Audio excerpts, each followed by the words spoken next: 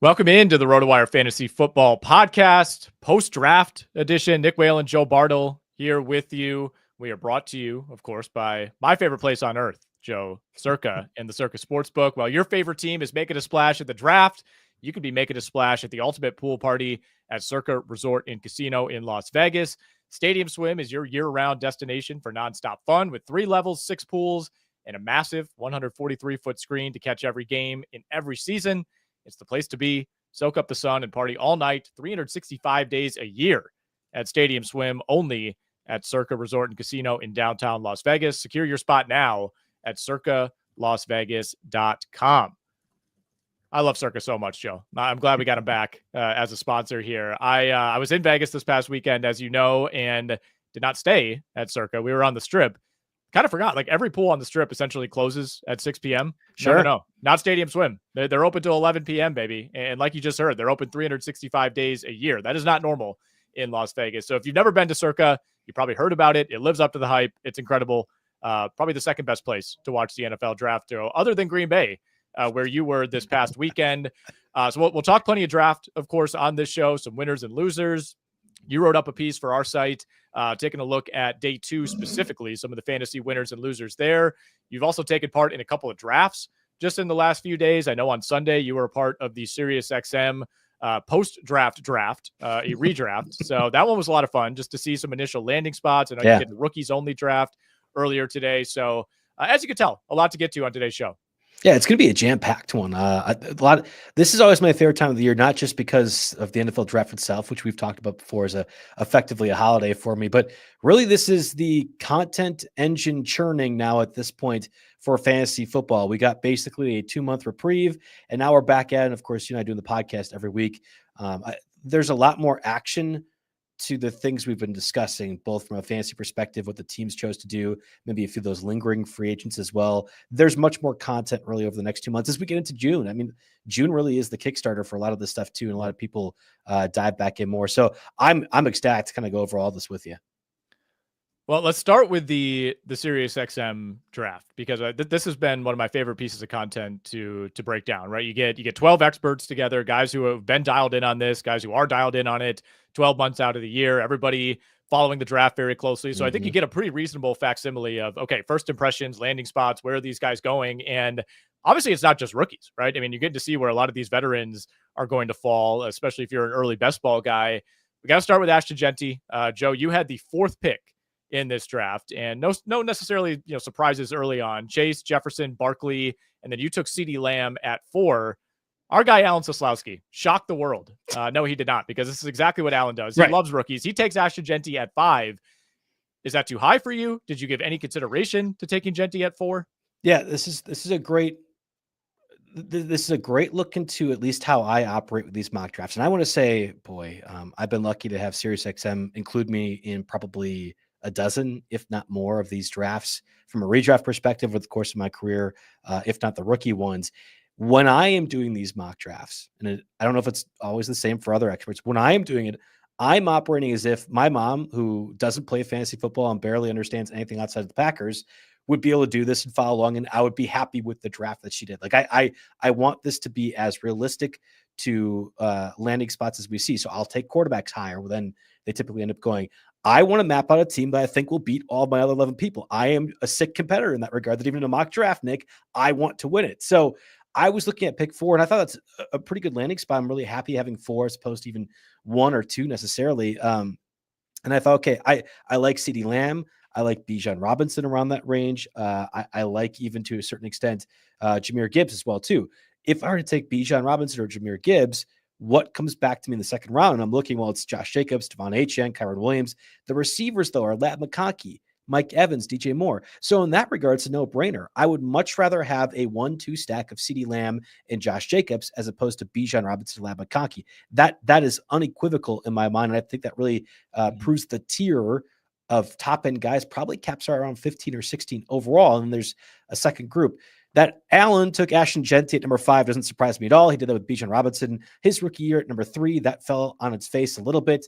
I think Jeanty is as good, if not a little bit lower of a prospect than Bijan, but you could argue that the offense for the Raiders is going to be worse than the Falcons were rookie year for Bijan. Jeanty should be a late first round guy. And when I say late first round, I would say pick 9, 10, 11 in that range. I would rather have Jahmyr Gibbs. I would rather have, I think, Malik Neighbors in a full point PPR. It becomes Puka Nacua, Ashton Jeanty. I think Brian Thomas will end up going before him, but like Puka Nacua, Christian McCaffrey, Ashton Jeanty, Jeanty's in that spot. Now think about this. Last year, I was pro Drake London all the way, and in a few drafts, I ended up taking him at 12. You weren't really considering London at 12, but it was like Marvin Harrison at that spot. To have Ashton Jeanty be a can't miss top 10 pick just proves that this draft this year, and again, talk about coming July and August, is going to be way deeper in the first 10 picks that we've seen in years past. Jeanty should not be pick 5. That's Alan getting his big, beautiful face on Sirius XM on Fantasy and pinning it on there that Alan Sazowski, the Dynasty Bro, wants to take Jeanty number 5. He shouldn't go above Jahmyr Gibbs, but that he is easily, in my mind, a late first round pick speaks to how deep this draft class is. So you said something interesting at the top, which is that you were thrilled to be picking number 4. Mm-hmm. So I know it's early. I know things will inevitably change, but I think a lot of what we saw in this draft feels pretty steady, right? Barring injury news, barring some sort of quarterback shakeup. Like I don't think draft boards in July are going to look markedly different than what we saw here in late April. Where's the cutoff for you? Where are the picks where you say, okay, based on what we saw in this draft, based on how I'm forecasting ADP right now, here's where I don't want to be picking in round 1. I think it's best to go like reverse. I actually think 4 is one of the best spots you can have. If you are like me and saying, well, I want to have one receiver and one running back with the first 2 rounds, you really couldn't be in a much better spot because you have Jamar Chase, Justin Jefferson, CeeDee Lamb in some order is the first 3 of the 4 picks, I would assume. And then Saquon Barkley gets added to that equation. That's perfect because you're ending with a running backs, like we said, the late second round spot. I would also really be comfortable having like pick 9, 10, 11, 12. And I typically hate that spot. In fact, I can guarantee you this will be the first year in 3 years for the RotoWire Online Championship that I won't have pick 9 or 10 because I keep setting the board to not have me pick there, and it puts me there anyway. That's my sort of luck. It feels like I like deciding between Malik Neighbors, Puka Nacua. I don't mind Christian McCaffrey. Brian Thomas is going to go higher, but right now he's being in that range. Derrick Henry ends up being a fallback like that. What the swing ends up being at pick 9 and the player can get a pick 14 or 15. I've seen it a bit in the best balls that I've done as well too. I'm really, really comfortable. So I guess the argument would be, I don't really want pick 6 or pick 7, that middle tier, because I think the range of Amon-Ra St. Brown and Malik Neighbors and Puka Nacua, you can like one more than the other, but it all feels the same. And you're getting close to the end of a certain tier as well in that second round. So I would rather be in the front or in the back, but I think the first time in a long time that I can recall, and I love draft strategy talk, I don't want to have a middle round pick or like the middle pick of a draft order. So to give you a full look at the first round, Chase, Jefferson, Barkley, Lamb, Jeanty, Robinson. That's your top 6. St. Brown, Gibbs, Neighbors, Nacua, McCaffrey, Brian Thomas. Hard to quibble with any of that. I'm still making up my mind. I need some time to think about where I'm going to be drafting Christian McCaffrey this year. Yep. We get into round 2. Excuse me. Drake London, Breece Hall, Nico Collins, Derrick Henry, AJ Brown, Jackson Smith, and Jigba. Those are your first 6 picks of the second round. One of these guys is unlike the other, Joe. Breece Hall at 14 overall. That's one of the first things that jumped out to me looking at this board. Yeah, it's too early for me. Again, Derrick Henry after Breece Hall, Jonathan Taylor after Breece Hall, Josh Jacobs. I hate Devon Etienne, but I would rather take Devon Etienne over Breece Hall. Kyron Williams as well, too. Even Bucky Irving all went after. And in the case of Bucky Irving, almost a full round after. I think Breece Hall is one of the best talented running backs in the league. And maybe it was due to injury last year. Maybe it was due to the Aaron Rodgers circus.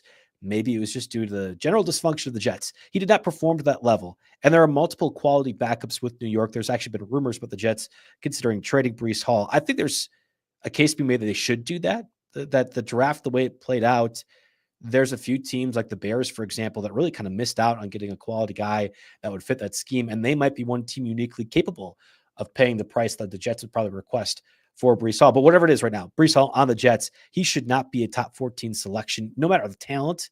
I like Breece Hall a lot, but no matter the talent, he should not be going that high. I agree with you. So it wasn't until close to the end of the third round, 311, where we saw another rookie come off the board. Correct me if I'm misseeing the board here, Joe, but Omarion Hampton goes at 311. And, if you've read any NFL draft winners, losers article coming out of the weekend, Najee Harris, it kind of starts there when it comes to running backs. Which we called, right? We talked about a month and a half ago, trade Najee Harris if we could. Yeah. You were all over that, man. Well, how surprised were you? Like, we knew the Chargers would invest in running back. How surprised were you that they went with Hampton, where they did?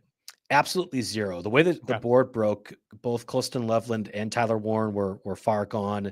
A lot of the interior guards, which maybe that was the one area, despite the signing that they had a couple weeks ago, that was already gone. And then to all the Michigan guys, not that we just saying Jim Harbaugh is going to bring in his guys per se, but Kenneth Grant, the defensive tackle, went to Miami, number 13 overall. That was a popular landing spot. There have been a lot of interest from the Chargers too. With all those players gone, you're just gonna get the one that makes schematic the most sense and the way you want to play football in the Jim Harbaugh regime. So I was not at all surprised that was Hampton. I wouldn't have been surprised if they took a guy in the second round either. Of course, with the way everything happened, Hampton made complete sense. That being said, 311 is too high in my mind. I think Hampton is more conventionally in the same range as Chuba Hubbard, but more importantly, like the Joe Mixon, James Conner, and I think Quinshon Judkins, and also a guy like Caleb Johnson. I always want to keep saying Keldon Johnson because I have my Spurs in my head, I guess. Caleb Johnson should be like in that 5th, 6th round range. And Hampton's a really good running back.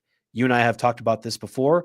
I didn't think Hampton was this obvious can't miss prospect the same way other people did.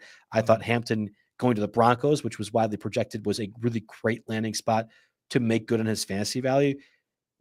Najee Harris is not just some dead body though. Like 1 year, $6 million contract. This guy that had 1,000 yards rushing 4 straight years, was a good enough pass catcher when Ben Roethlisberger couldn't throw the ball more than 7 yards later a stage of his career. Like Najee Harris can do things that Omarion Hampton can do as well. Now you could say that actually makes the offense more versatile. And that's exactly it. That's why it makes football sense that the Chargers drafted Omarion Hampton, that he should be a late 3rd round value in the same range. Like Bucky Irving was taking 8 picks before that. Makes zero sense in my mind. And I think Hampton probably needs to go a little bit lower in the redraft rankings this year. Let's go a little bit deeper on running back. So to give you a little bit more context, like we said, Omarion Hampton went 311 in this Sirius XM draft, which took place on Sunday after the draft. So that was 8 picks after Bucky Irving, 6 picks after James Cook, 5 picks after Chase Brown. Kenneth Walker goes at 3.2. He went ahead of Irving, ahead of Cook, and ahead of Brown. What did you make of that? Way too early. Also way too early. Now I did and this is how I'd always do it. I did it for the NFFC last year as well too, and I think I did end up selecting Kenneth Walker. I know that backfield is going to get heavy usage. And I think it's key to say, I know that backfield, because if you're able to get Zach Charbonnet a little bit later in the draft, you're confirming you're getting a top 10 backfield. Is that worth spending 2 picks on? That's debatable. I think there's going to be a lot of people that are going to draft Mark Andrews and Isaiah Likely and say, I have a top 5 tight end room. Is that worth it as well too? And in this case, last year it cost more to do that than it will this year, but I think there's the application for both. Now, there are 11 other people typically in your draft, and they could say, you got Kenneth Walker there. What if I ended up taking Zach Charbonnet a little bit earlier? And I hate exposing myself and having to effectively reach to make sure I complete that backfield spot. So I would much rather have Bucky Irving. I would much rather have James Cook, and I'm not a huge James Cook guy this year. And one of the ones that didn't end up being correct from our conversations about guys by myself was Chase Brown. The Bengals did effectively nothing to add another additional back. So as it stands, Nick Chubb could join his AFC North rival. There's other options out there. Maybe the Bengals decide to spend even more money on offensive trade for Breece Hall. As it stands, Chase Brown is somebody I would find far more attractive than Kenneth Walker too, given his injury concerns. And I think going to be a lesser offense, even though I don't know if it's that much lesser in Seattle this year. Yeah, I mean, for what it's worth, Jeff Mans, who took Kenneth Walker at 3.2, did end up getting Charbonnet all the way down in the 11th round. So he waited it out. That did work out for him. Still don't necessarily love the price on Kenneth Walker. So as we get into the 4th round, we talked about those 3rd round running backs. Chuba Hubbard goes at 4.1, Pacheco 4.3, RJ Harvey, who the Broncos took in the 2nd round, 60th overall. He's at 4.11, Alvin Kamara 4.12, and then Quinshon Judkins with the first pick in the 5th round. We'll talk about some of those guys, specifically Harvey, in a moment. But the more I look at this board, Joe, and we were talking about it on XM earlier this morning, there's a kind of a dead zone to me of running backs who went toward the end of round 5. I'm just not really sure I'm interested in any of these guys. With consecutive picks, we saw Mixon, Connor, and DeAndre Swift come off the board a couple picks before Travion Henderson. Like, I know the price is reasonable. You could sell me on Mixon, especially of that group, but those are 3 guys that I'm just not excited to draft.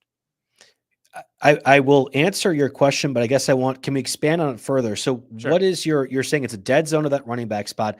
Your major concern, at least for the case of Mixon and Swift, is injury, or like what is specifically less enticing to you for those trio of running backs? Yeah, with Mixon, it's injury, it's workload, it's the slowdown at the end of last season. It's what could be a worse offensive line for the Houston Texans, a team that invested heavily, in wide receiver, in my mind, almost trying to offset that. I think if we thought last year might be the year that Joe Mixon falls off, it wasn't.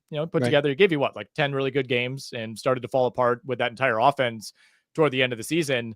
It's just another year of tread off those tires. You're kind of waiting for that cliff to come. I know Joe Mixon's not that old, but he also came in really young. Like there's a lot of workload on that body.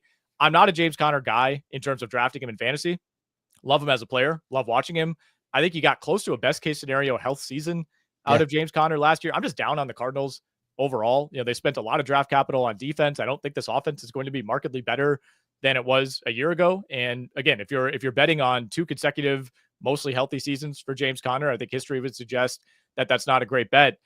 I mean, Swift, from an opportunity standpoint, in what should be a productive offense with a much better coaching staff, I'm really surprised Chicago, is another one of those teams like Cincinnati that didn't really add to that backfield. Maybe a move is still coming, but like I know it's the New England Patriots, but I think I'm more excited about Travion Henderson, who went a couple picks later. I love the stability of David Montgomery, who went in the 6th round. I don't know, even Aaron Jones, who went in the middle of round 6. Like, I feel like he should be closer to that group of 3 that we were talking about. So Aaron Jones and David Montgomery added this. We're talking about, for the listeners out there who aren't looking at the board, it's about an 8-pick difference. So, I mean, I think you could categorically say all these guys are grouped together. It's really interesting you say that about Travion Henderson, because you know how high I was. I think he was the biggest loser of those like top 5 or 6 drafted running backs. I have zero idea what the Patriots want Henderson to be. I know what he can be. And in the right offense and the right scheme, it could be like a top 7 overall in the real life NFL running back, alongside Ramondre Stevenson, who I think has a lot of value as a balance guy. He's still a good pass catcher. He's been involved in that offense to that degree. It feels redundant. And also to like the worst degree, like, all right, you're going to make Ramondre Stevenson, who I think is valuable in the NFL because he can do a lot of things, just be the bruiser back, I would assume.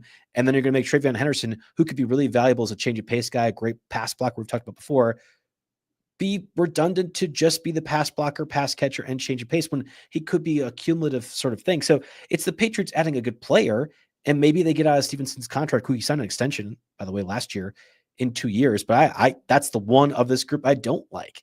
I really am totally fine getting my running back 2 from this group. And again, let's just, for the listeners, Joe Mixon, Aaron Jones, David Montgomery, James Conner, and I guess I would say, I mean, that's Swift is the one I don't want to have. We could get that in a second with the Bears, but Joe Mixon, James Conner, Aaron Jones, David Montgomery.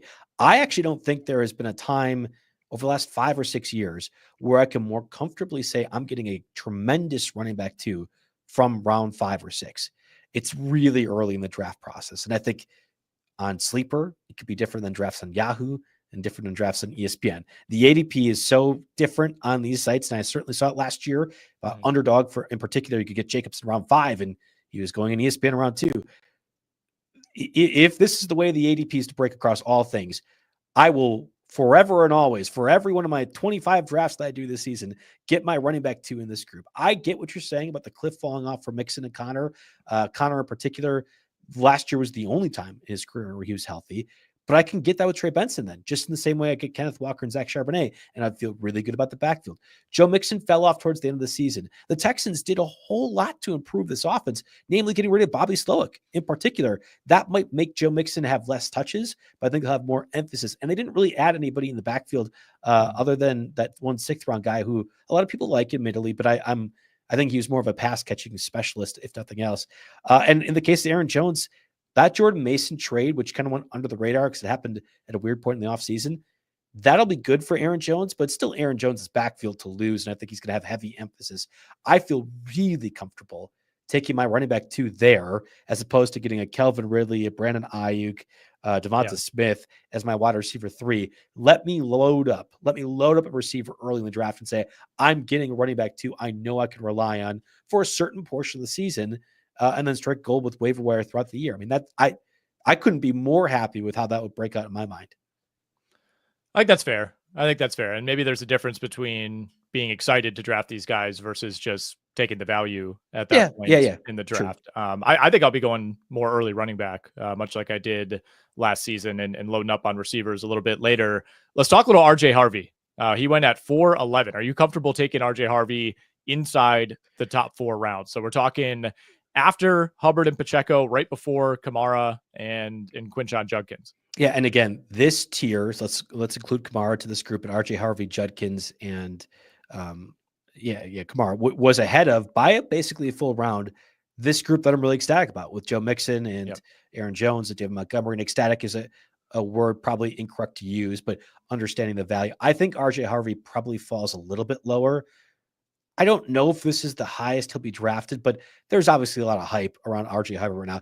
To be clear, he couldn't have went to a better landing spot. I mean, this is the biggest winner of really the first 2 days of the draft. You could say about Jeanty from a fantasy perspective, I think has cemented himself above Hampton and everyone else, where I wasn't certain about that entering the draft. That's a winner. But RJ Harvey, who was pretty conventionally running back 6, running back 7, and nobody was saying I don't like RJ Harvey, still running back 6, running back 7, has now become, I think, easily top 4 of this rookie class. What if the Broncos were to sign Nick Chubb, or they add another veteran? There's a lot of other possibilities where RJ Harvey, I think most people who are super fond of him will project as a really good change of pace, can get 15 touches kind of back. That is not your 20 to 25 that we thought a Judkins would be, an Omarion Hampton would be, if the Broncos invested that draft capital. So I think he's going to be closer to that group of Aaron Jones and David Montgomery and Joe Mixon and James Conner. I think that's where RJ Harvey's going to fall. And he's going to be ahead of that group because of the rookie bias, but it's probably a shade earlier than I would want to have RJ Harvey. And I have him in the one best ball you convinced me to do. Thank you, Nick. I'm going to have to probably buy you a beer at some point, because I got 9th round RJ Harvey value and 7th round Quinshon Judkins value. And both those guys are going to be way higher drafted than best ball this point moving forward. All right, let's talk some wide receivers, Joe. We do not have anything close to, a Marvin Harrison in this draft, as far as somebody that you might have to take or in the Malik first Neighbors. round. Mm-hmm. Yeah, no, or Malik Neighbors.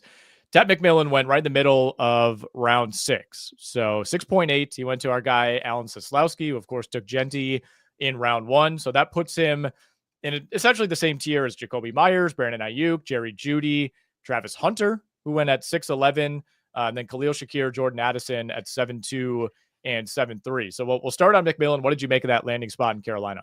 Not at all surprised. Alan was the one who made that selection. For what it's worth, I talked to Alan afterwards, and he said, I had forgot about Travis Hunter. I would rightly take him in there. So I think Travis Hunter ahead of McMillan. And for what it's worth, we just did the rookies only draft put together by Andrew Cooper and company, which was a lot of fun. Really great exercise, because you know me, Nick, I'm already in the trade DMs for our dynasty leagues and trying to get things set. I would rather just stay out of that market.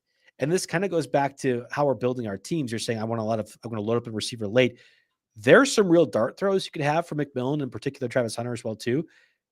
I don't feel comfortable throwing those darts. Like, is Jerry Jeudy going to repeat that with Joe Flacco? Possible. Or is Shedeur Sanders or Dylan Gabriel going to be quarterback by week 6?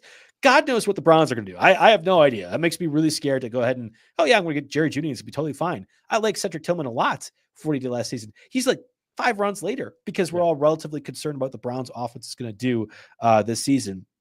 Jordan Addison, quality wide receiver 2.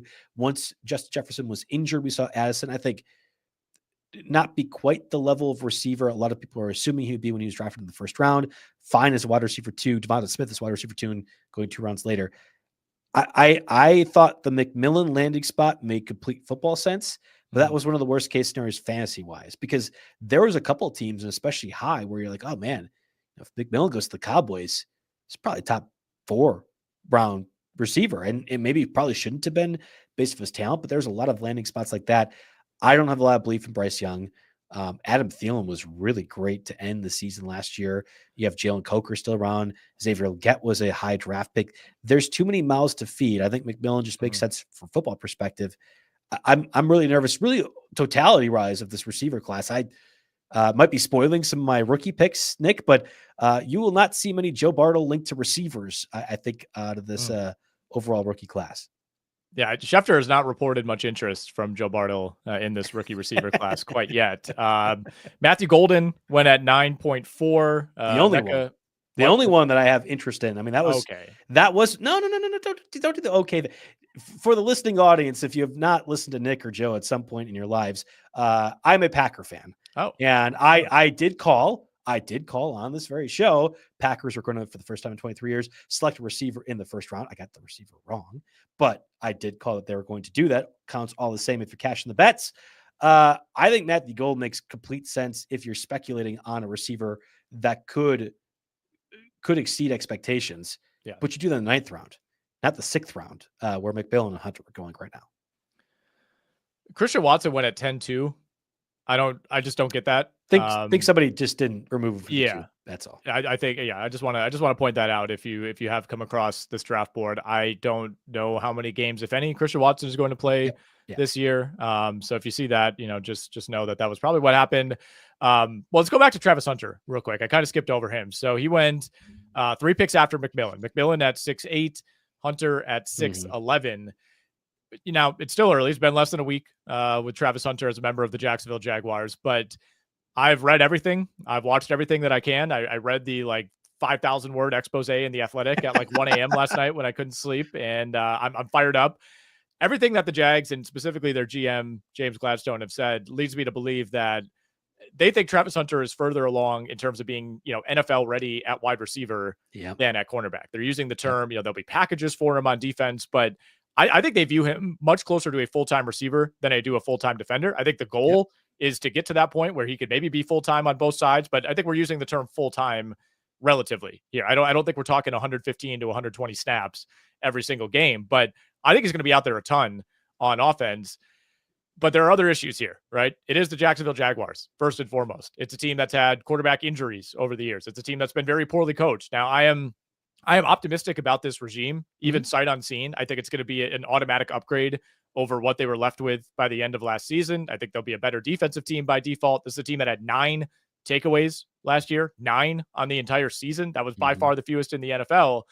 As far as Travis Hunter goes, are you willing to take him at what we assume is his Sirius XM ADP at 6'11"? Is there enough upside for you in this Jags offense? So we first have to acknowledge that I was wrong. The listening audience might be shocked. I'm never wrong, but I was wrong. When we had done the podcast maybe a month ago, we were talking about best ball ADP. And at that point, Travis Hunter was a 9th or 8th round selection. I said, there really isn't any way in which I'd say Travis Hunter should be selected this high. Almost categorically, he's going to fall down. I couldn't have been more wrong. Right. I did not think there was a possible. I did not this isn't quite Luka Doncic level trade going to Lakers. It should not happen whatsoever. And now I have to deal with every Laker fan being like, oh, well, we could get Giannis for a 2031 first. I'm like, God, I hate you guys because never know now, never know. Even though it's stupid. What Jacksonville gave up, let alone what Liam Cohen and company have said afterwards, what Jacksonville gave up in a trade, you cannot do for a cornerback, right? For even if he could be an all-pro corner, different that's a lot to give up to move 3 spots to draft a corner, to draft an elite receiver who you think could be your Julio Jones. If that's the case, that's a different conversation. So no matter what Liam Cohen and company have said, and what I agree with you, I've read it just about everything except for this 5,000 word Athletic piece. I'm now intrigued. I'm gonna have to find that when I get home. This was as universal of he will be a receiver and play primary receiver than I think anyone in their wildest dreams could have hoped for, without outright saying, oh, well, yeah, I'm looking at the practice log or game log. Travis Hunter's played 50 snaps. Okay, great. I know he's a receiver. Couldn't have been more confirmed. I still don't want to draft him that high because I think Brian Thomas is a really good receiver. Yes. He's a really good receiver. And I believe, and I have not sold any stock on Trevor Lawrence. I've bought a few on the penny at this point, penny on the dollar, because it's pretty low. I think Trevor Lawrence is a really good quarterback, and I think Liam Cohen's going to get the best out of him. I haven't sold much Travis Etienne stock as well either.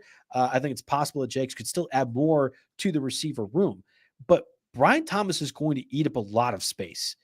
And I'm just concerned that Travis Hunter is going to get such an Ohtani level of fantasy buzz and push that this is not going to be his highest landing spot. It's going to be higher. And there's going to be a disappointment level for a lot of folks that are drafting him in round 4 or 5. Yeah, I'm with you, man. I already know I'm not going to get a lot of Travis Hunter. I'm not going to, it's not often that there's like Jaguars bias for me because the Jaguars rarely have players who are worth reaching for. I might do it for Brian Thomas. I don't think I'm going to do it for Hunter. I think there's going to be a Hunter guy in every draft who kind of falls into the overall hype around him. And I don't have a huge problem with this landing spot, but it's like, I would still rather have Jordan Addison. I think, you get beyond him and then you start making the player comparisons like, okay, Travis Hunter or Jameson Williams. Who would you rather have?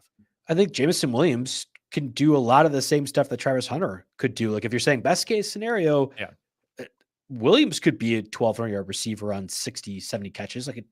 I would say it's unlikely. Jared Goff is not that good of a quarterback, but Jameson Williams is a really good athlete. And when he's not throwing the football, making pivotal interceptions in the playoffs when he shouldn't, they were using him quite a bit towards the end of last season. I would rather have Khalil Shakir too in a full point PPR because I think Shakir is going to get 70 more targets than Travis Hunter. Like just by default, by volume alone, Khalil Shakir is going to be, I think, a very comfortable receiver in the early seventh round that I like a lot. Okay, I'll give you 2 more. These are guys who went essentially a full round after Travis Hunter, so maybe closer to where you think he should fall. Travis Hunter or Rome Odunze, Travis Hunter or Jayden Reed. Slam dunk Odunze. Dunk Odunze. I loved Odunze last year. Obviously, as a Packer fan, I hated the landing spot. I know that they got Luther Burden. Maybe that's a discussion for a different podcast. I'm not really enamored with that selection, nor do I think it made a lot of sense from a football perspective. I'm all in on Rome Odunze. That's one of those I'll happily get if he falls further for some reason. I would take Travis Hunter over Jayden Reed. And I like Jayden Reed a lot. I think he's a really good receiver. That one makes more sense to me to say Travis Hunter should be ahead of Jayden Reed. Okay, let's hit one more rookie wide receiver. You mentioned Luther Burden. He went at 9-11. Don't know if I'm going to have a ton of Luther Burden. Loved him a lot coming out of Missouri. Liked him more, I thought, after sophomore year compared to last season. A bit of a confusing landing spot in Chicago. They go offense with their first 2 picks. Abuka goes exactly 2 rounds later at 11-11. So he comes off the board right after Jalen Tolbert, right after Rashad Bateman, just before Jalen Noel and Quentin Johnston. So there's so many ways to go with the Abuka discussion. Does his presence, obviously it impacts Jalen McMillan first and foremost. Yeah. Does it make you feel any differently about Mike Evans or maybe more presciently Chris Godwin? No, I don't think so. I think Abuka takes the biggest hit of these guys. And I'm concerned I'm going to make a Michael Penix mistake again. Last year, I was like, there's no way Michael Penix is going to play over the first 2 years. Like, that was a ridiculous selection. I don't know why the Falcons did. Well, Michael Penix is here, and if you took him in Dynasty, that was a complete windfall, right? You're going to get a starting quarterback that has a lot of promise that you're expecting to play maybe 2 years later. That's going to play this year and it'd be the unequivocal starter. Mike Evans, I think his contract is up at the end of this season or next season. Chris Godwin just signed that. He just signed the extension or re-signed, whatever you want to phrase it as, but that was a 2-year deal. And coming off a major injury, it sounds by all accounts Godwin's going to be ready for week 1. I don't think there's really any reservations about that when the injury occurred. So in my mind, this is a wide receiver 3 and a luxury wide receiver selection at that. Abuka is a good enough receiver. I didn't think he was going to be drafted as high as he did. I think he covers in the event Mike Evans or Godwin were to get injured again, but there really is not a scenario where I think those guys get bumped out, Mike Evans and Chris Godwin, for a first-round receiver if he's a top 20 selection, at least not right now. Buccaneers have a real chance of being a top 4 team in the NFC. That's not because Abuka is going to be a critical factor in the offense. All right, let's talk some tight ends. Haven't hit that position yet, Joe. So Tyler Warren goes in the middle of round 11. Again, we are recapping the Sirius XM draft that took place on Sunday. Just a straight up redraft. Tyler Warren goes 11.6. So this came after a couple mini tight end runs in the middle rounds. Obviously, we had Brock Bowers go all the way in the middle of the second round. McBride went in round 3. Big drop off down to Kittle and Laporta going in round 6. But Tyler Warren comes off the board well after Jake Ferguson, well after Jonnu Smith, well after Travis Kelce. And then the previous tight end drafted was Mark Andrews, more than 2 rounds ahead of Tyler Warren. What did you make of the landing spot with the Colts? Are you interested at this price? Yeah, I made fun of Allen for drafting Jeanty number 5 overall because Allen wants his big, beautiful face on every Twitter graphic out there. I'm looking for that too. Like taking Matthew Golden in the 9th round. It's like, well, Joe Bartel could be associated with Matthew Golden. It's fine. I want to have that for Tyler Warren and Colston Loveland. But there becomes a point. It's like, well, do I think Tyler Warren is going to be used more than David Njoku? No, I don't. I know that the Browns took Harold Fannin, which I actually kind of missed throughout the draft process. And that's interesting. But David Njoku is going to be a factor in that team. And like, do I want Tyler Warren over Travis Kelce? God, I don't think so. I mean, that's a really tough spot to be in. And you had mentioned Mark Andrews as well too. There's some quibbling that you could do about that, especially the 3-round difference. I do not think Tyler Warren is going to fall to the 11th round in a lot of best balls that you see. I don't think Tyler Warren's going to fall down in most of your standard redraft leagues that happen with friends and family, because there's going to be more name and emphasis on Tyler Warren and to an extent Colston Loveland as well too. It's just really hard for me to believe that they're going to beat some of these established guys to the extent that they need to be drafted at that spot. Like, again, you mentioned Jonnu Smith, 8th round, Tyler Warren, round 11. That's a 3-round difference. Let's just say they're within a round of each other. What do the Dolphins do this offseason that says they're going to change their offense significantly and have Jonnu Smith be less involved? I don't think they should, especially when it comes to the expense of Tyreek Hill and Jalen Waddle, but that happened last year. We just saw it happen and nothing changed. So I don't know why I'm supposed to assume Jonnu Smith isn't going to be a 120 target guy like he was last season. Tyler Warren will not be. Be concerned about the quarterback spot all you want, whether it be Daniel Jones or Anthony Richardson. The way the Colts use their tight end personnel, they mix them in all the time. You can have a top 15 selection dedicated to tight end. Doesn't matter. They're going to keep doing dumb things with their 5 different tight ends. So I'm more concerned about that with Tyler Warren compared to David Njoku and Mark Andrews and Travis Kelce. And you could do that same thing for Colston Loveland too. I get it. Ben Johnson, kudos to you. Get your guys. Stump for all your offensive dudes like Luther Burden as well too. You have a $15 million a year tight end in Cole Kmet already on the roster. He's just going to be a blocker. He's a better Mercedes Lewis. No shot. No shot using Cole Kmet like you did Brock Wright last year. I think Colston Loveland gets mixed in as a blocker and a pass catcher. I do not think he's the Sam Laporta to that offense. Sam Laporta didn't have any competition. A $15 million tight end as competition this year. So both those guys fall at that range. I was more interested, maybe we could have this conversation in just a rookie draft. Let's say it's tight end premium, but we did this rookie draft. Both Colston Loveland and Tyler Warren in a non-premium league fell to like pick 14 and 15. Abuka was selected ahead of him. Matthew Golden was selected ahead of both those guys. I took Jackson Dart in a Superflex league ahead of both those guys as well too. That's a pretty crazy fall in my mind in just a rookie draft scenario. I think you made one of the best picks of the entire draft with your final pick, Joe, in round 14, getting Tucker Kraft. Yeah, exactly. Another one from a redraft perspective that I would rather have Tucker Kraft outright than Tyler Warren and Colston Loveland. Same here. Yeah, absolutely. If we're talking 2025 redraft, and I mean, it's not like Tucker Kraft is 31 years old, right? I mean, I think that's kind of wild. And not only does Loveland have Kmet to deal with, and we'll see if the Bears do something about that. I wouldn't expect it. I think that's a difficult guy to trade, but you're also talking about a lot of mouths to feed all of a sudden in that offense, right? It's like if we're assuming Cole Kmet is still there, that's one thing. DJ Moore, Rome Odunze, Luther Burden, shaky quarterback play. I don't know. I like the player. I like him long term. I don't know if I like him in redraft. You're totally right. And again, I'm not a huge Luther Burden guy. You can have some major concerns about the offense from a rushing perspective. Yes. DeAndre Swift was jettisoned out of Ben Johnson's offense and now is like the only guy standing here. I just don't think that's going to happen by the end of July and August when games start to turn around. But whatever, as it looks right now, there's some concerns about that rushing attack. It's not like Ben Johnson's gonna be like, our running backs kind of stink. Let's just pass the ball 80% of the time. They're not going to do that. Like Ben Johnson's offense relies on the backs being involved to set up everything else. It just can't get schemed out because their personnel stinks. I don't think that's how it's going to work. So yeah, I get the hype around Tyler Warren as a prospect, certainly around Colston Loveland. I could not justify a scenario where they're top 11 tight ends in my mind. I know you liked what the Houston Texans did as far as beefing up their wide receiver core, double down. In Loved fact, it. getting Jalen Noel and Jayden Higgins, and particularly excited about the Higgins fit. Especially with who knows what we're going to get out of Tank Dell this season. Stephon Diggs, of course, now with the New England Patriots. Higgins went at 10-11 in this draft. 2 picks after you took Christian Kirk at 10-9. Did you think about it? I didn't think about it with that one. I think Christian Kirk, as it stands right now, is one of the best values in redraft at the moment. I think you have to do a little bit of convincing to say, is this offense going to be better than we saw last year? Because if you don't, like if you think of the offensive coordinator change and the offensive line, right. But if you believe the offensive coordinator change really wasn't a part of it, and the offensive line reshuffling, it's a bunch of bad parts for bad parts, what does it matter? I get completely being agnostic on the Texans. I think they made a lot of things, and especially the Bobby Slow change to get a different offensive corner in there matters a whole lot. Is CJ Stroud suddenly going to be a 5,000-yard passer? Probably not.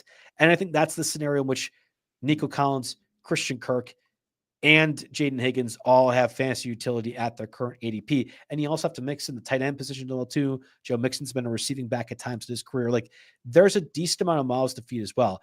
I loved what the Texans did because I think it really protects themselves in all facets. Tank Dell probably doesn't come back this year. Jalen Noel will be a really good slot receiver in the event Christian Kirk gets injured, which you are very familiar with as a Jags fan. He gets injured plenty. Nico Collins has quietly been injured both of the past 2 years and for extended period of time. Jayden Higgins was literally comped by The Athletic as Nico Collins. Like, it's a great replacement in that regard too. And if Nico Collins is healthy, well, great. You have a second Nico Collins outside at receiver. This is a great problem to have if you have CJ Stroud for that offense. I think that was one of the biggest non-rookie winners was CJ Stroud, and given what the Texans did offensively in this draft. I love Jayden Higgins. I think Jalen Noel will be a great selection too in the event they move on from Tank Dell in a couple of years. Like, this was a great building block draft for CJ Stroud and the Texans offense. Yeah, it pains me to say it, but I love what the Texans did all around. Even picking up Woody Marks in the 4th round. Yes. We talked about needing some sort of succession plan for Joe Mixon. I don't know if he's it, but he's at least somebody to take some of the pressure off of Mixon, more of a pass catching guy, and doubling down at wide receiver. You get a potential starter at tackle in round 2. Grabbed a corner in round 3. Very good draft overall for Houston. I want to go back to the Jags real quick, Joe, because I think this is one that's going to be really interesting to monitor. I think a lot of drafts around this time are going to look very different, but the Jags running back situation. So Tank Bigsby didn't even go in this draft. It was 14 rounds only and 12 drafters. Bhayshul Tuten goes at 8.5, 2 rounds ahead of Travis Etienne, who went at 10.4. Yep. Yeah, and it happened with Trevion Henderson in end of round 5 and Ramondre Stevenson 10, like round 10. So let's have the conversation about Bhayshul Tuten, because we didn't really in the lead up to it, because it was discussing these top 6 running backs. The draft capital invested in Tuten, I thought, was pretty high, right? Like, it was 3rd round, 4th round. I forget where it was early. Round. It was the 4th round, early 4th round, I think, at 101. Yeah, no, early 4th round. There were some people, and some really credible people, that had Bhayshul Tuten as a 2nd round, 3rd round guy, right? Like, and that would have been high to me when you're saying, oh, well, Trevion Henderson and Judkins are going to go 32 picks before Bhayshul Tuten. Like, okay, I know Tuten ran really fast at the combine. That isn't right. As a 4th round selection, it's fine. But a lot of people are going to do this thing, and I always get annoyed with people who do this. Well, it's 4th round running back. Those day 3 running backs, Nick, they get replaced. They get cycled through all the time. If he was selected 10 picks before, he's a day 2 running back, and then you guys are all excited about it. So let's dial back on this. Oh, well, he was a 4th round running back as opposed to 3rd round running back. I think Travis Etienne's still really good.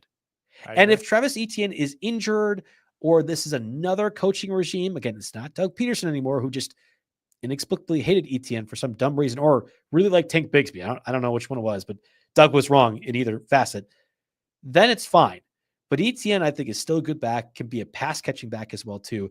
Yeah. I'm not ready to sell Etienne, and I would be happy to take Etienne over Bhayshul Tuten as well, too, because this is still a 4th round running back. The Jags made 3 other selections, gave up draft capital next year, and then decided, okay, now we could get our possible 3rd string guy out there too. So I am not convinced Bhayshul Tuten in redraft makes sense. Best ball, totally fine, because then you're speculating on Etienne getting injured or whatever else. But in redraft as an 8th round pick, no, I'm good. I had like a memory lapse. I was like 100% sure he went in the 6th round for some reason. Not even close. Not even close. In the 4th round for Bhayshul Tuten. By the way, if you do check out that story in the Athletic, I think it's technically the New York Times, but those have basically merged at this point. But the Jaguars throughout their draft process assigned a quote Jaguars DNA score to every prospect, and apparently Bhayshul Tuten scored very high in terms of his Jaguars DNA. I don't know if that requires thank you for telling me that. Yeah. I have a Nick and Joe DNA podcast thing set too, and we have outstanding grades as well for our show. Yeah, that's how I draft my fantasy baseball teams. It's like I have these guys where it's like, this is a Nick Whalen guy. Like, give me James Wood, give me O'Neal Cruz. He's got Nick Whalen DNA in him. All right, Joe, we got a few more things that I want to hit with you, but anything else from this draft, could be rookie or otherwise, any picks that really jumped out to you, any early ADPs? No, I want to expand more on the tight end conversation. I love that you brought it up, because this is going to be another year where you're like, all right, well, I could take Trey McBride in round 3, but man, I could get Tyler Warren in round 10. And I'm not going to blame anybody for doing that. I did that last year. It worked out pretty well with the Pat Fryer moves to Tucker Kraft's of the world. It got even deeper now with the Colston, Loveland, Tyler Warren addition, which we mentioned earlier. And then you could throw in, I think, one of the bigger winners that isn't discussed right now enough, Mason Taylor, being an early second round selection by the Jets.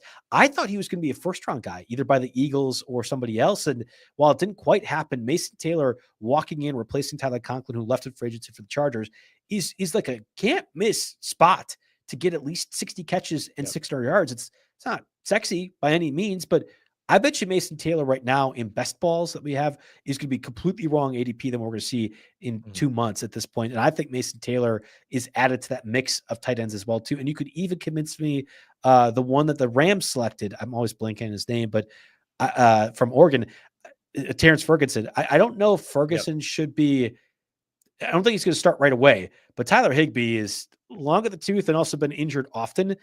That the Rams prioritized him to that degree, I think is very interesting as well too. Well, you're right overall about the tight end conversation. We have officially emerged from the dark ages, and it's already been happening for a couple of years. But just look at some of the names who are going in the final 3 rounds of this draft. And again, it was 14 rounds, so we're not talking like 25th round here. But Njoku goes in round 12. Isaiah Likely, who I really, really like this year, at 13-9. Dalton Kincaid at 13-11. Kyle Pitts, Zach Ertz, Tucker Kraft, who we mentioned, Dallas Goedert, all these guys were final round picks in this draft. I mean, we can argue about the upside of these guys, but there's at least there's name value now at the bottom of the tight end pool, which you could not say 2 or 3 years ago. No, I agree. That was when the Chiggy Okonkwo's were being drafted at that point. And in the comment section, I'd rather have Jake Ferguson than Terrence Ferguson. I'm saying in a 20-round league, you could probably get Terrence Ferguson there. And I would like that more than when I was talking myself into Daniel Bellinger as the rookie tight end for the Giants. Like that's what we're doing right now. And again, Elijah Arroyo replacing Noah Fant when Fant's contract will be up this year or plays at some point this year as well too. Like it's just deep. I think this, I'm going to be waiting on tight end. I like Trey McBride a lot. I completely understand the value of it. I'm going to be waiting on tight end this year for redrafts. Yep. All right. So let's go over to your day 2 fantasy winners and losers piece, Joe, because I think at this point, look, if you're listening to this, you probably listened to a million pods breaking down everything from day 1, but we could dive a little bit deeper here. I want to look at some of the quarterbacks, and you specifically highlighted Tyler Shough, who went 40 to New Orleans. Jalen Milroe went 92nd to Seattle. Probably not a year 1 impact guy, but an interesting discussion nonetheless. At the time that you wrote this, Joe, I don't know if you knew that the Browns would also take Shedeur Sanders after drafting. Did you see the write-up actually? 94th overall. Because I did indicate I still think the Browns could be interested in Shedeur Sanders. I put it was in parentheses. Everyone, don't freak out. I wasn't like this prophet per se, but I did think that there is still a possibility this could occur. No, you're right about that. It's in the write-up. It's in there. I'm not going to accuse you of certainly adding this after the fact. We always disclose that if we make an update at RotoWire. But Shough to me is the most intriguing of these guys, because I think there's a path to him actually playing real snaps this season. Year. Who knows what's going on with Derek Carr at this point? I have no idea. I don't know if that injury is real. Derek Carr does not seem to want to be in New Orleans whatsoever. Shough is the type of prospect for me where it's like, it's hard to get excited about him. It's like everything you read and everything you watch is like, well, he's really old. He's pretty solid, but he's a Kellen Moore guy.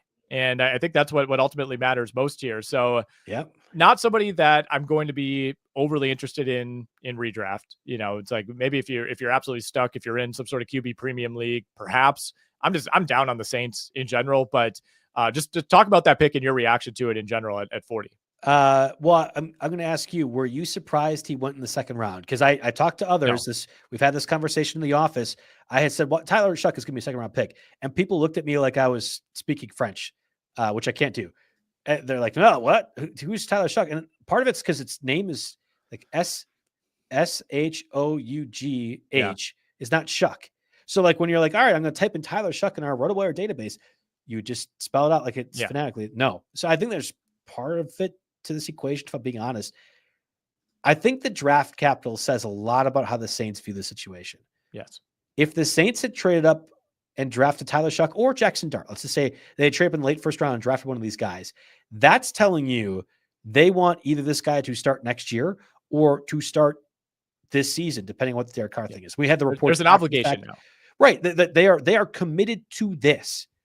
Even if you are 8 picks into the second round, a second round quarterback, just for labeling that, a second round quarterback sounds a whole lot different than I traded up in the first round to get this quarterback. So there's a lot of protection from the Saints' perspective that if Tyler Shough does not develop into something that's tangible, that can make a big difference maker, you're fine.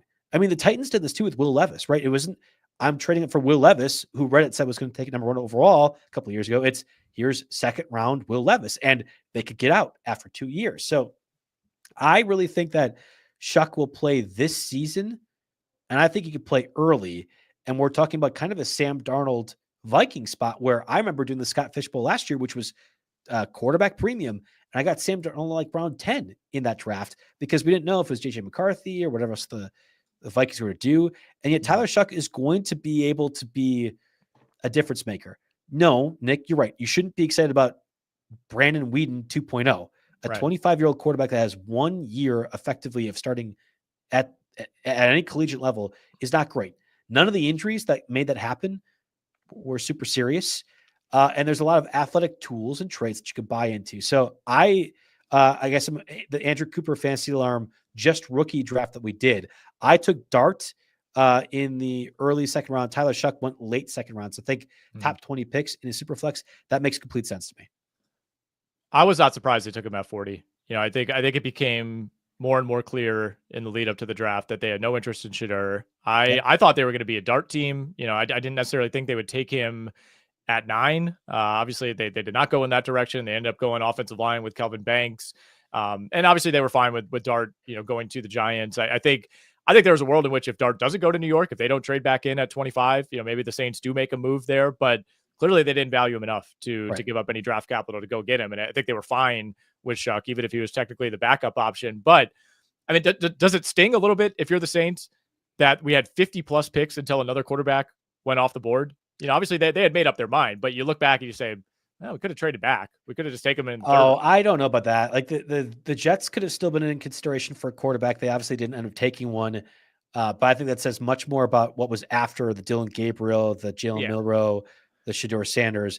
The Steelers were certainly interested in quarterback. I think Tyler Shough would have fit a lot of that mold as well, too. Yeah. And I mean, like at that point, the Browns could have also made a trade. They had plenty of draft capital, and they could have made a move to get quarterback. So I don't play that game. Like if you think he could be a quarterback for us in the near future, and we have significant concerns about Derek Carr, which I think the selection would also indicate, then you just make the call. You just make the pick at 40, and you're fine with whatever happens afterwards. Didn't love the Dylan Gabriel pick. I'm not even judging it in light of taking Sanders. Right. I think there were other motivations at play as far as why they doubled up there. I mean, they've built the weirdest quarterback room of all time. I'm not a Gabriel guy. I don't really see it at the NFL level. That I'm going to set that aside. But I do want to go a little bit deeper on another Brown, and we mentioned him earlier, but we didn't really talk about him. Quinshon Judkins. Oh yeah. So he went at 5-1 in that draft that we've been discussing. Yep. So that's right after Harvey, right after Kamara. All three of those running backs went in a row. Your evaluation of Judkins, your evaluation of that landing spot with the Browns. Real quick, because I think the Dylan Gabriel conversation is actually a little bit interesting. I can't believe how badly the Browns shot themselves in the foot with that. You gave up a 5th round pick for Kenny Pickett. Like it was a 5th round in DTR, and you're going to have to cut him. because you can't put Dylan You're Gabriel in cutting the him practice or squad. Flacco. You can't put Shedeur Sanders in the practice squad, and nobody's trading anything for Joe Flacco. So you're going to have to cut Kenny Pickett, who you just gave it for a 5th-round pick because you've decided to double dip, whether that was President Trump calling in and making sure that Shedeur Sanders goes there, or if that was the Jimmy Haslam Bucks owner who's meddling once again now in his preferred franchise with the Browns. I don't know. But that was I hadn't even thought about how they have punted away a 5th-round pick by cutting Kenny Pickett a little bit later on. That's going to happen. I'm just going to spoil it for everyone now. To the Quinshon Judkins thing, you know how much I love Judkins. I think I was possibly one of the higher people in the fantasy community on Judkins. It was Trayvon Henderson and Omarion Hampton, and people weren't acknowledging how good Judkins was. I felt so justified that he went with the 1st or 2nd pick in the 2nd round. Like, yeah, thank you, Cleveland. I knew he was that good. He's not Nick Chubb.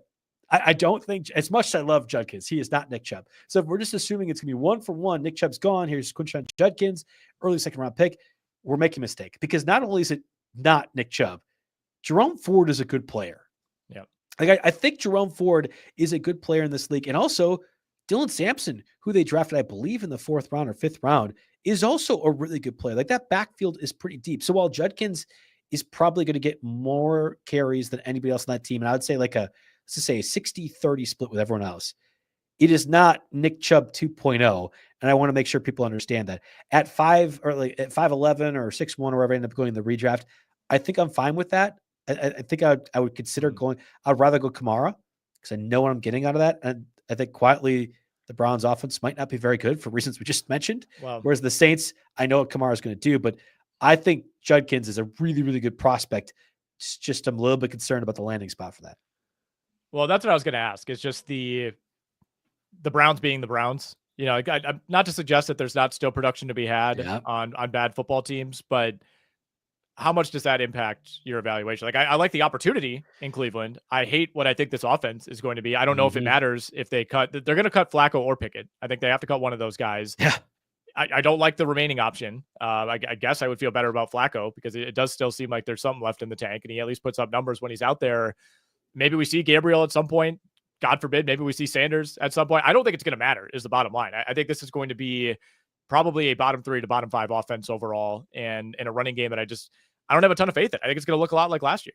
Yeah, and the offensive line was banged up last year too, and now they're a year older. And given the cap situation that they've done, they really can't get out of that either. No. It's like, it's like what you would do if you were in a Madden franchise and you knew you were only playing 4 seasons. So let's just max this all out, and then I'll quit and restart something. You can't do that in the NFL. So I'm perversely interested. If Judkins, let's just say like these prop bets, we'll probably be analyzing this over the comments. If Judkins' prop number was set at like the Derrick Henry line last year, will he go 999 rushing yards? Right. I would be tempted to bet the over. I think Judkins can run for 1,000 yards, but the problem becomes the running backs we discussed earlier. James Conner, Aaron Jones, David Montgomery, Joe Mixon, all those guys I feel very comfortable saying will go over 1,000 yards if they're healthy. And if they're not, well, I can get a lot of the backups in the case of James Conner or Aaron Jones that will be comfortable from a roster build perspective. So I would rather have Judkins than Trayvon Henderson to redraft. And I think at rookie drafts as well at this point. But I don't want people to think this is Nick Chubb 2.0. And I'm afraid all the lathering up we're going to get to with all these rookies, we're going to get too far in this equation. Yeah, maybe we need to, just take a couple of weeks and like take a break from talking rookies. Let everything settle in. Doing a redraft like 24 hours after the NFL draft is dangerous business. But I give you a lot of credit. I commend you for taking part in that show. All right, we're bumping up almost to an hour here, so we'll cut it off. A lot of great stuff, Joe. Really good work from you. Not more to come. We could do this for weeks and weeks. I know, we're good. We got to save stuff, man. We got more podcasts to do. We got months to kill before we get to actual draft season. But we'll keep these coming for you. We'll have weekly podcasts, both Joe and I, Mario and John. We'll be sprinkling in some bonus episodes as well. You can find all of these wherever you get your podcast, whether it's Spotify, Apple Pods. I don't know if anybody uses Stitcher anymore. Wherever you get your podcast, you can find it. Just search RotoWire. And if you're listening to this in podcast form, I implore you to check us out over on the RotoWire YouTube channel. You can see what Joe and I look like. I mean, you get to just see these incredible setups that we have here, our gorgeous faces. And go check out all of Joe's work over at RotoWire. Use the code. You see it right there on your screen. Roto15, 15% off any of our subscription products over at rotowire.com. And if you spent this entire episode saying, man, I wish I could see the draft board, we'll include it in the YouTube link as well as the link wherever you get your pod. So just go over to the episode summary. You can click that link and check it out over on Sleeper. Joe, awesome stuff, man. Looking forward to doing this again next week.